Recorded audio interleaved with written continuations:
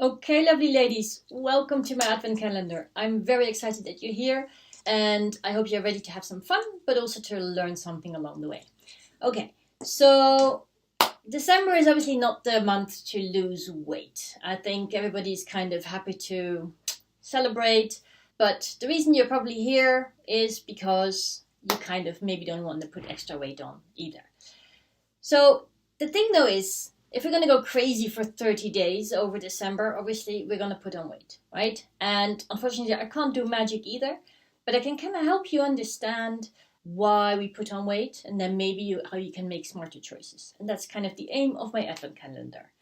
Well, we also need to look a bit at mindset first, possibly, because if we are ready to indulge for 30 days, no hack will really kind of prevent you from putting on weight. But if we kind of look, okay, normally we do 80-20, like healthy most of the time, or 70-30 and 30% not. Are we going to go 0 and 100 not so healthy? No. So maybe just for yourself kind of find a balance where you go like maybe even 50-50 or something that works for you. And then also make a deal with yourself that if you indulge over this period, then enjoy it. And then know that, okay, maybe the next few days I'm going to behave again, and then I'm going to enjoy it again. So that's kind of the thing, because there's no use in overindulging and doing all the naughty stuff and also feeling guilty and shame and stuff about it, which is a big thing for a lot of women over this period. So I kind of want to, be realistic, plan ahead. And if you have like all these engagements with like festivities and overindulges, then go for it and enjoy it and hopefully make some smarter choices there. But then also the other days, make up for it a little bit. Okay, so, but first we need to kind of have a look also as well, what is the aim of the game, right? So how do we prevent fat from being stored? How do we prevent like weight coming on? And the thing is, it's not about calories. It is about lowering our fat storage hormone. And this hormone is insulin. And I think most of you have heard about it, but you probably maybe don't realize that insulin is a fat storage hormone. That's what it does. It's like it can't help itself. And it's not a bad hormone. We need it because, for example, people with type 1 diabetes, they don't have insulin. They can't put on weight. They waste away. So because they don't have insulin to store anything. Problem is though, if our insulin is high all the time, we store fat all the time and we can't help ourselves. Okay? So we want to lower our insulin. So the question is, how are we going to do that? What influences the insulin? Well, I think you probably all know that, okay, glucose raises your insulin because it is the hormone that takes your glucose out of your bloodstream into your cells and gets stored.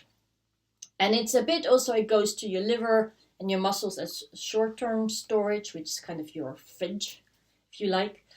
And then the excess, it stores in the fat cells, which is your freezer in the garage.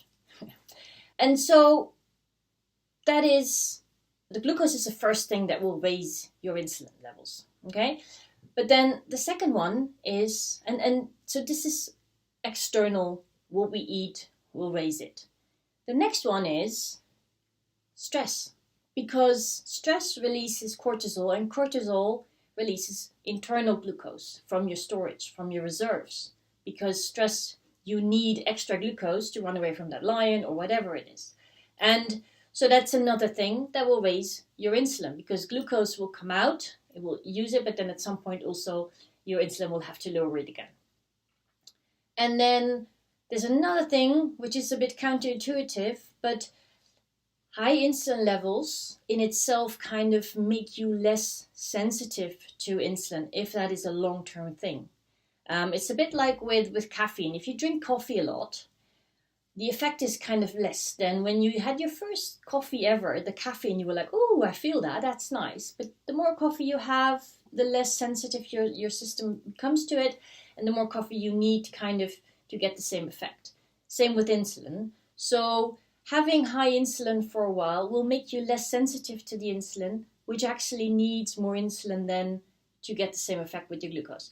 So these three things, okay? So we need to kind of look at your glucose levels, that they kind of don't go too high.